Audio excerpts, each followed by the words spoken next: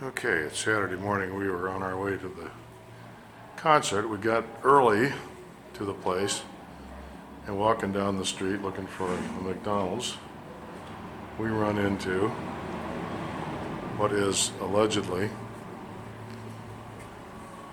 the place where St. Paul stayed for 2 years when he was in Rome, as recorded in the Acts of the Apostles.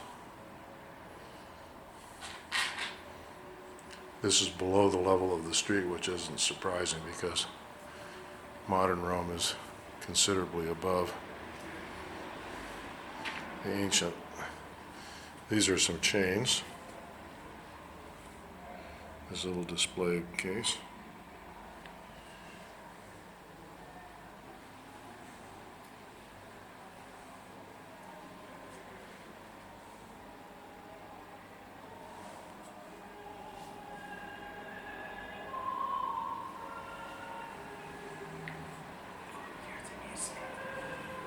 It's recorded music.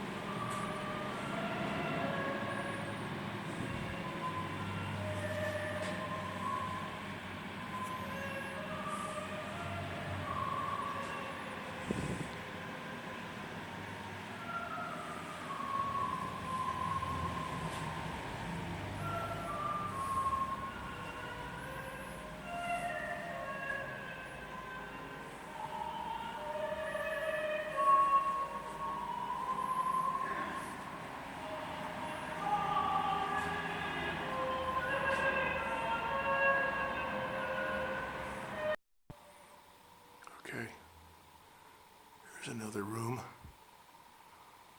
in St. Paul's house. When you see these things, you never know. Are you seeing Paul's house? Or are you seeing something that's been venerated for centuries as Paul's house? And in the end,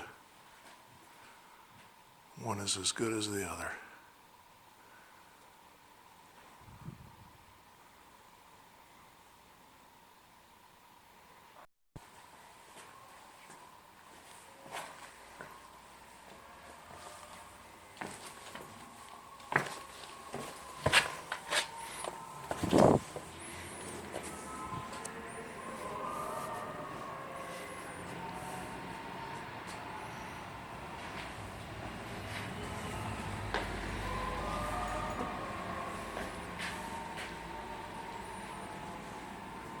Get a picture of the chains?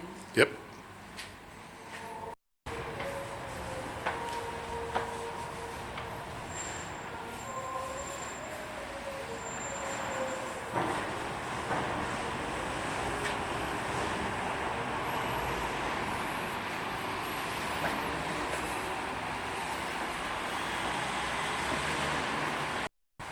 Okay, so now we're going into the castle, into the palace. Doria Pomplice, I'm not sure how you pronounce it, but it was one of the first families in Rome. And they had this nice palace, which is now an art museum. And the concert is upstairs. Okay, this is Michelangelo's sculpture in the Church of the Minerva. Absolutely one of my favorite sculptures in Rome. Just sitting here. Jesus come down from the cross. There are some people here getting ready for a concert. Look at this.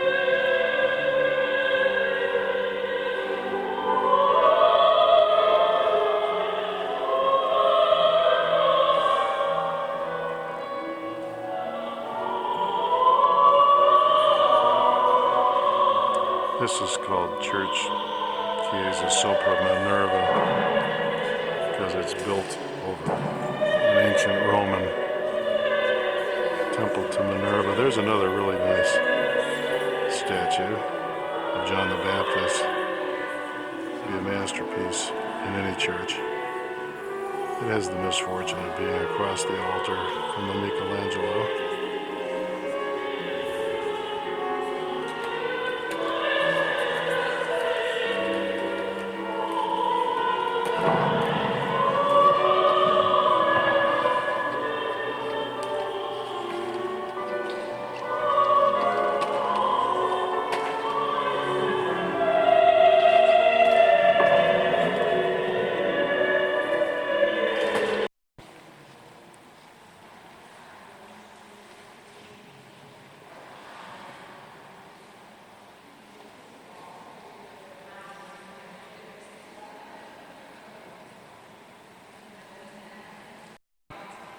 Okay, so there's John the Baptist. Nobly done. But there is. Is that possibly my favorite statue in all of Rome? Showing a very muscular Christ. One worthy of Michelangelo, perhaps. Okay, so here's the rest of this church.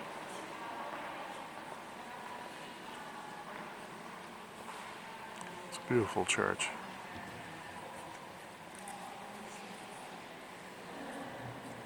Setting up for a concert.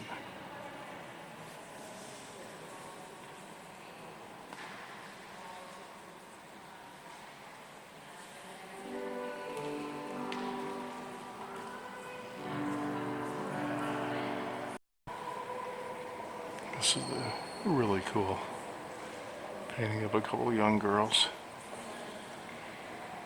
praying to the Madonna.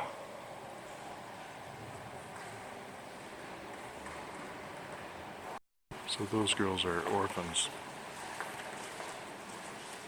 And that's the cardinal who founded the orphanage. And they're all attending the Annunciation. What a gorgeous little painting.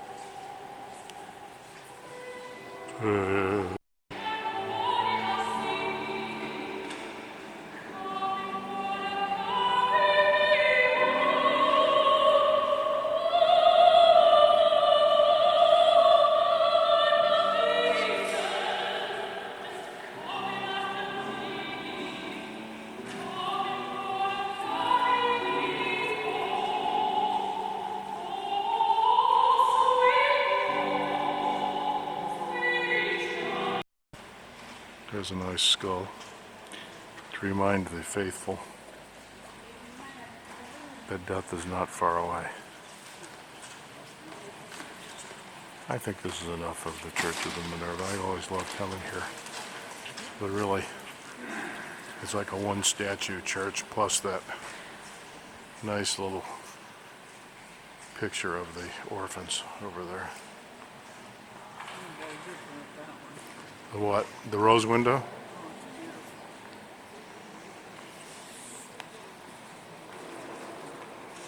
You know, this camera has a hard time. Okay, so I fixed that.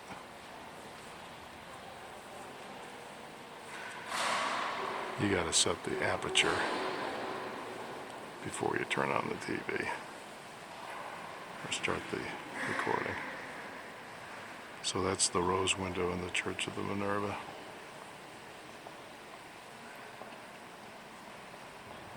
Very nice. Whole bunch of saints.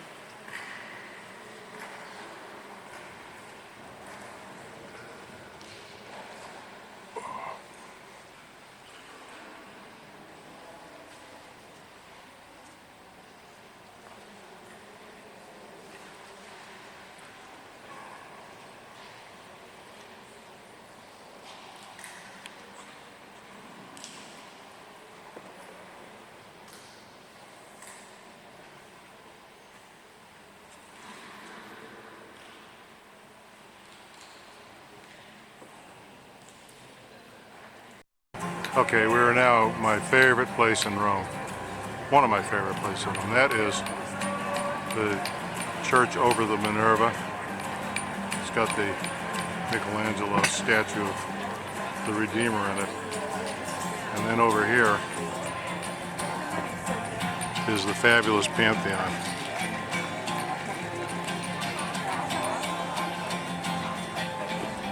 Largest dome in the world for a couple thousand years. May even be a bigger dome than Hagia Sophia, I forget. It's kind of like measuring the tallest building in the world.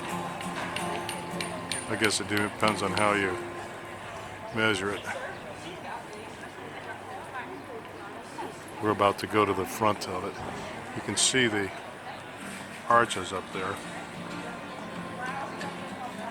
Structural members.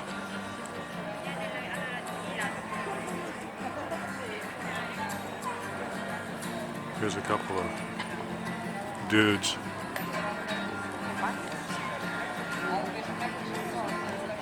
Performance artists, I guess, and a sort of half-assed guitar player.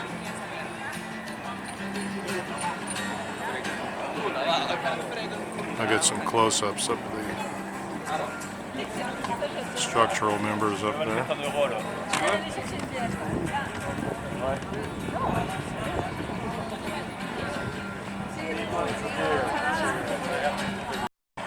Okay. No trip to Rome is complete without a trip to the Pantheon. So we're now around the side of this beast.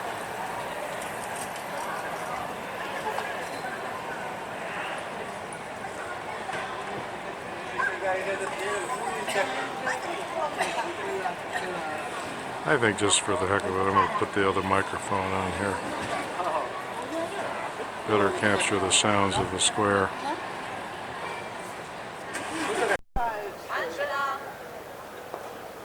So sweet. Oh, I want to get a picture of the Alright, I don't know if this microphone has made any difference. definitely makes a difference when there's a wind. This thing is basically windproof. So going down into the square of the Pantheon, one of the great buildings, in the entire world.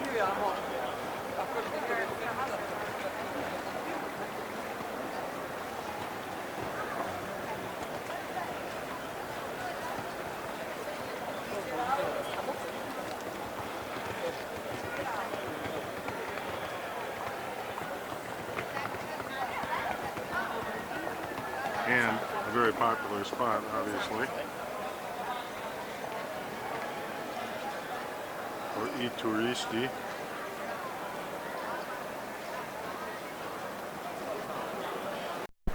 Now this is not a building that you just want to run in. No. This is one that you want to circle around for a while. Hang around at the obelisk. Go to the front.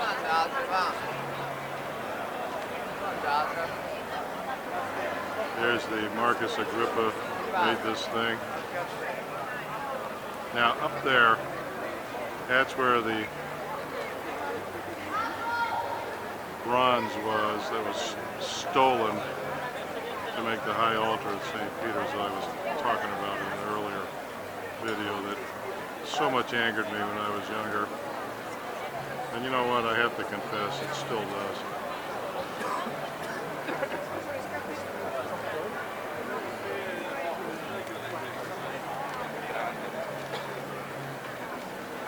Now there was a time when this place was called the Rotonda, which is why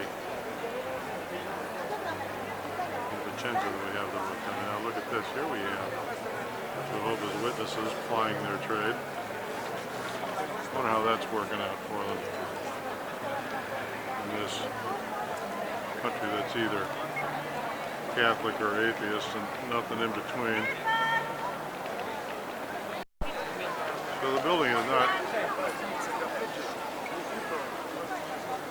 extended its hand to me just yet to go in. It will. In fact, it's now beginning to beckon because I see that big open door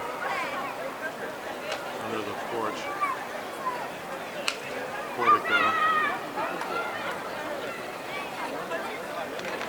But before I answer the call, I'm going to take a few still pictures. I think it will to look at the inscription about Marcus Agrippa.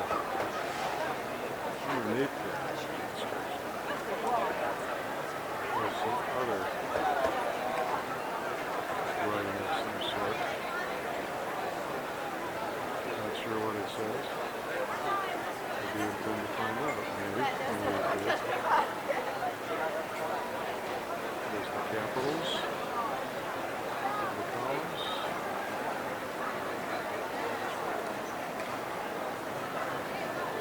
Now the interesting thing about this building is when we get inside it, they let me take pictures in there.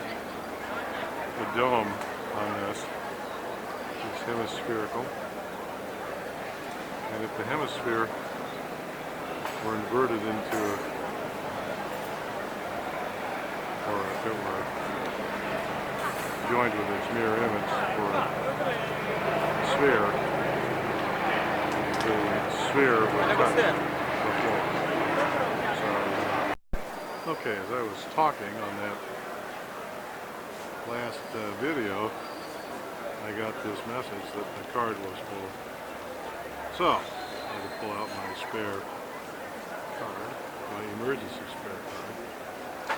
Anyway, as I was saying, if you were to invert that hemisphere, well, the bottom of the hemisphere is equidistant to the floor from the top of the hemisphere.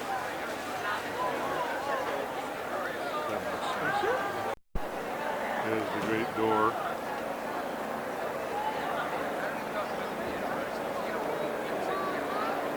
Okay, so now we're walking into this place. It's beyond gorgeous. Beyond gorgeous.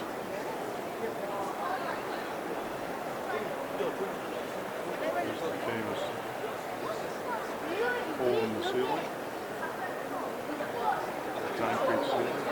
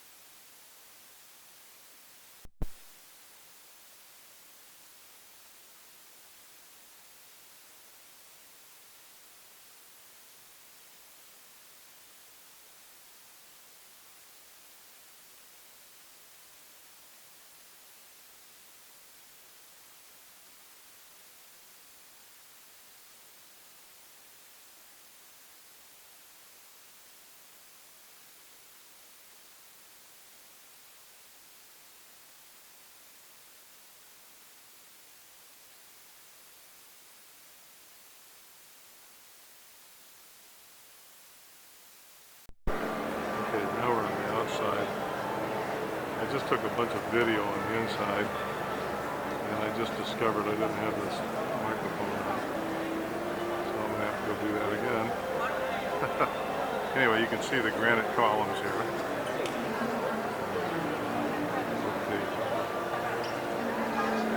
capitals up there.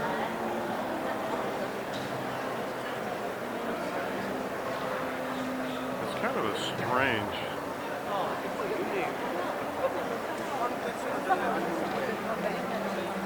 We've got, count of 1, 2, 3, 4, 5, 6, 7, 8. Did I get that right? Columns. 8 by 3.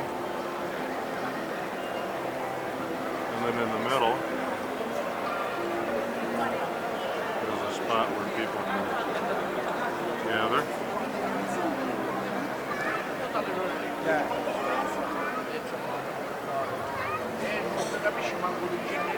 think I'm going to re-record this.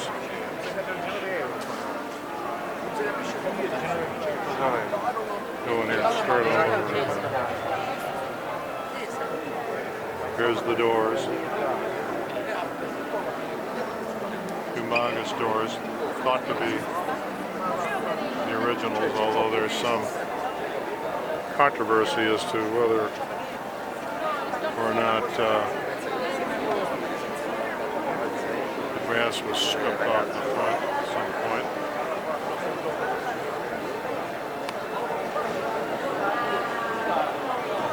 There's a cupola, and you can really see here how the cupola were inverted. It would just touch the floor, so it's a perfect hemisphere. This is not only one of the greatest examples of Roman architecture, it's one of the greatest examples of Roman engineering.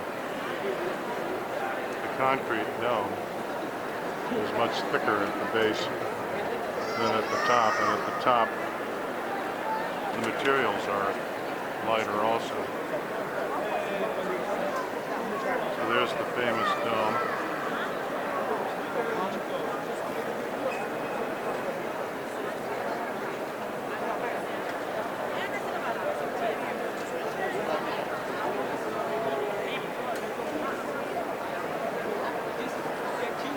Capitals well preserved.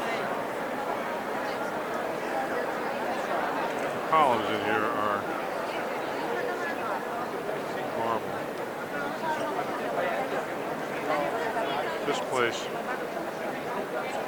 was donated to the Pope around the year 600 by the Byzantine emperor, who nominally at least controlled Rome at the time. It was converted into a church, and that's how it was maintained for all those years.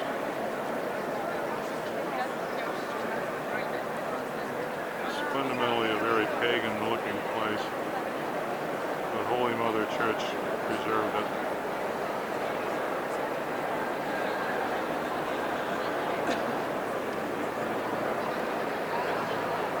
1400 years.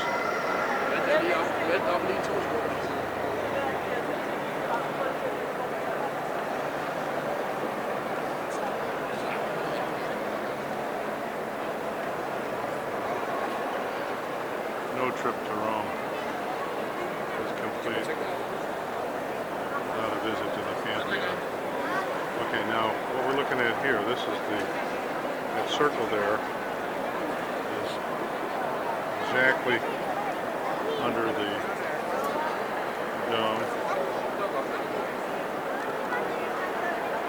Okay, so when it rains, as it did this morning, the water comes in here. And you can see just a little bit of water Still over there. I was in here one night many years ago. The central floor was completely wet.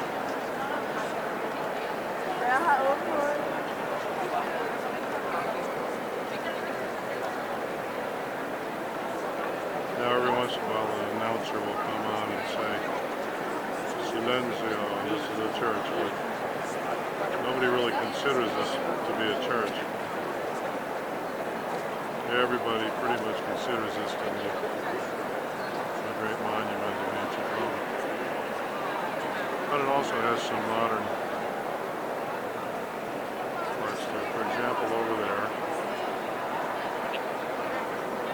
is the tomb of Umberto I, King of Italy, son of Victor Emmanuel, died in 1900. Over there is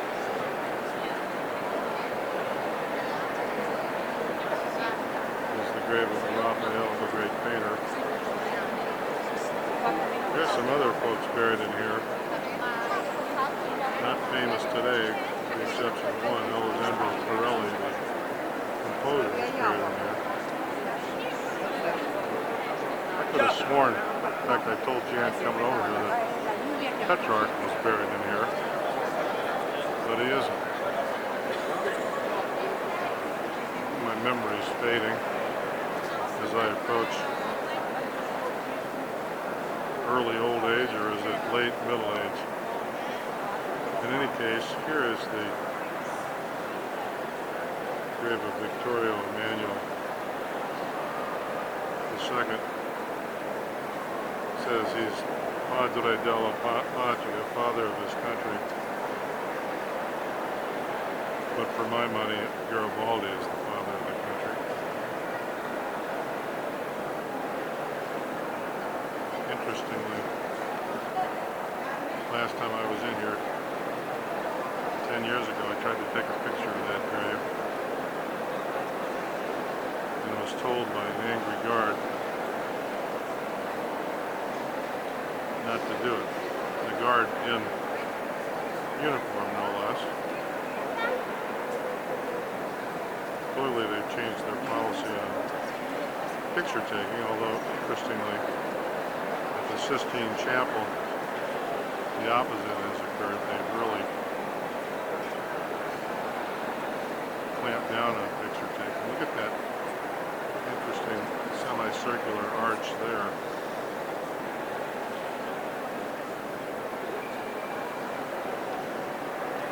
Oh, look, they just turned on the lights. How nice. There's a semicircular arch which is over the altar. Light in here of a nice warm character.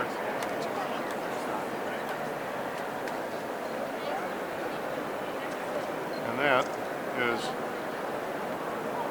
the Pantheon.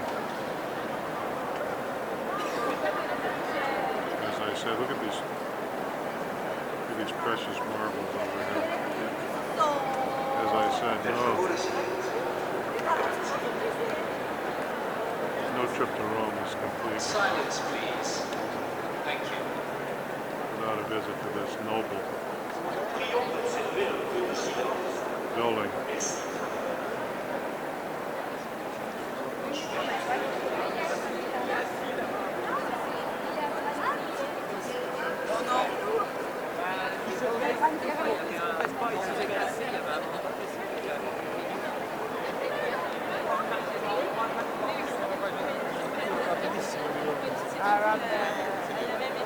Okay, now we're going to go back out.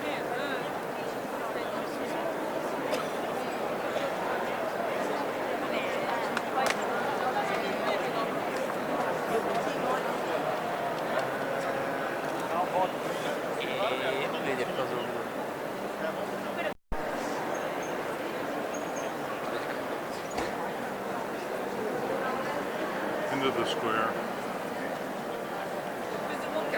With the obelisk. You don't really learn about what it is. You just kind of realize it's built in. We'll take one little look here at the ceiling.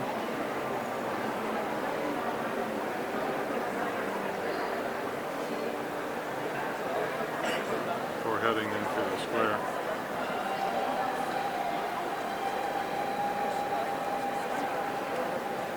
There's some kind of rock and roll concert going on. That's America's gift to the world.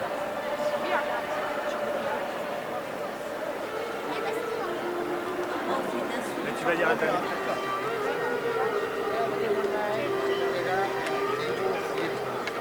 ¿Sabías que ahí tienes?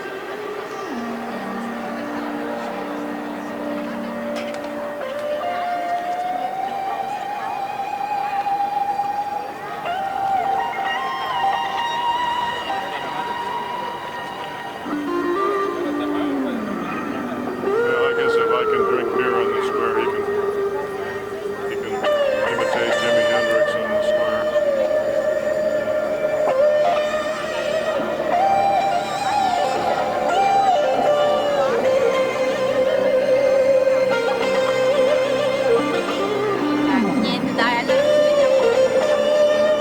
Well, in Naples they sing opera in public places. Here they imitate Jimi Hendrix. And there you have it, folks.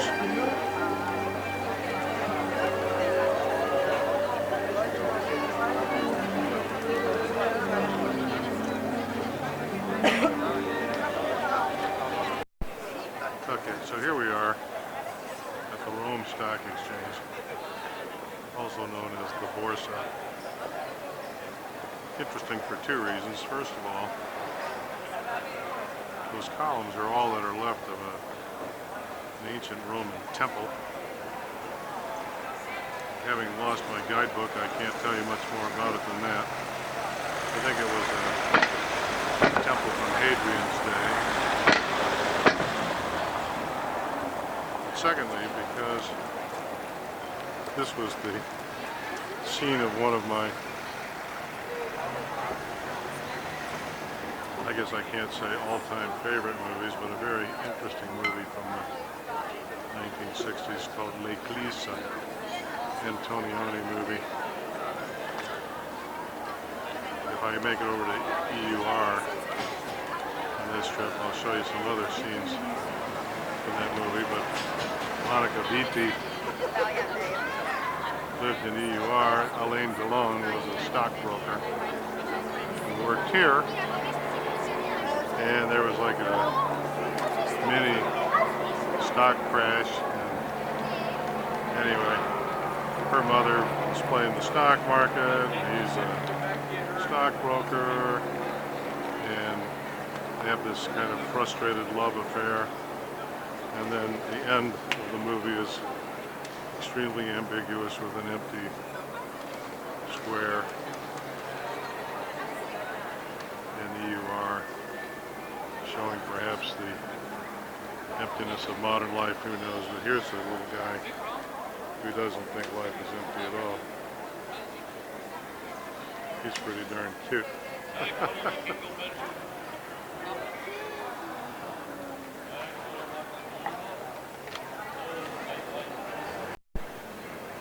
Well, guess what? Here's a reconstruction of this temple in the square.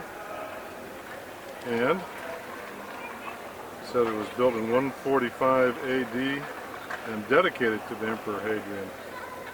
How about that? It's an imaginative reconstruction of the temple. Alright, so here's the opposite side of the square. Let me show you this real quick.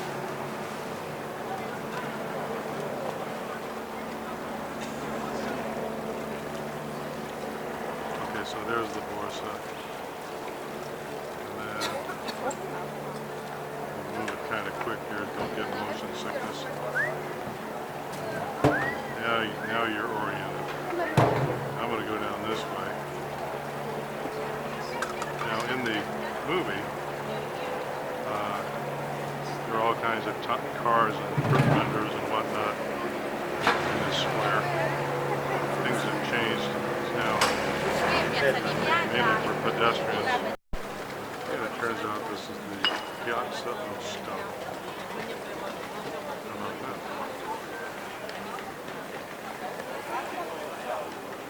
Okay, so we're going to go around the back of the Porta here. Because what we're going to do, we're going to watch this video. And then having watched the video,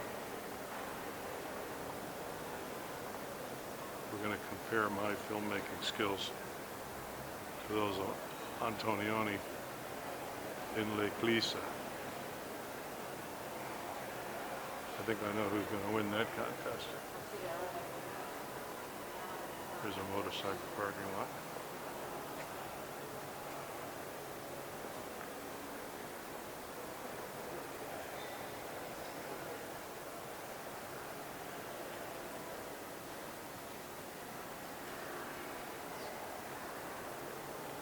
This is the Via de Burro, Butter Street. Probably hundreds of years ago they sold butter on this street. Maybe even manufactured it here.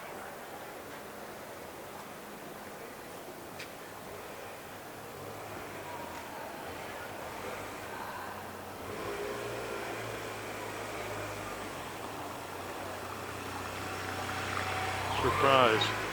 Oh, you know what this is? I think this is St. Ignatius Church. But since I'm supposed to meet Jan in a few minutes, I better put this camera down and figure out where I'm at. Okay, now we're headed down. That's interesting, the Pasta Street, Via della Pasta, Street of Pastas.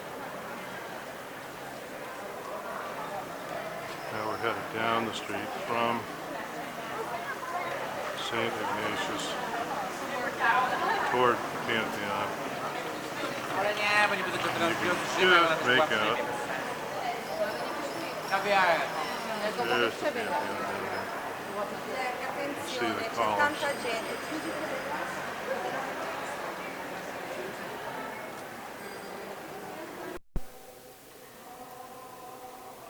Okay, so this is St. Ignatius Church. It's like the Jesuit Mother Church. And to say the artwork in here is exuberant is to make something of an understatement. It's kind of dark in here right now. Jan's looking for some chains so I can put it in the machine to illuminate the ceiling, which is, can't see much right now. It's 5 o'clock. That's the problem with traveling in November. It gets dark.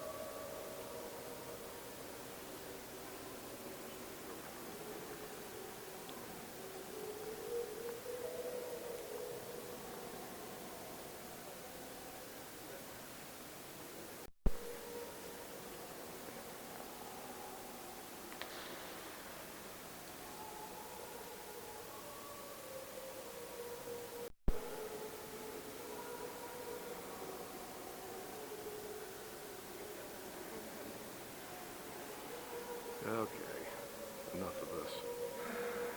Beautiful. Well, almost enough. One last blast.